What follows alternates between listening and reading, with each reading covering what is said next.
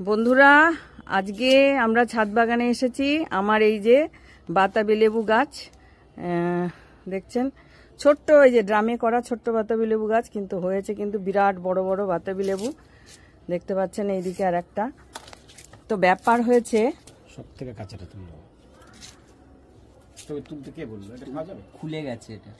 হলো তা এই তুমি একটা পেরে দিয়ে যাও তো, ওইটা বিশেষ পাকা না, যেটা বেশি পাকা।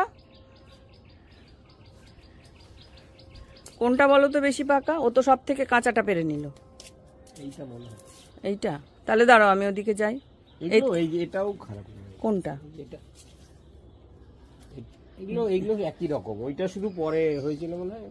হ্যাঁ, এগুলোই তোলা যায়। দুটো একসঙ্গে আছে, ওখান থেকে একটা নিয়ে নিই।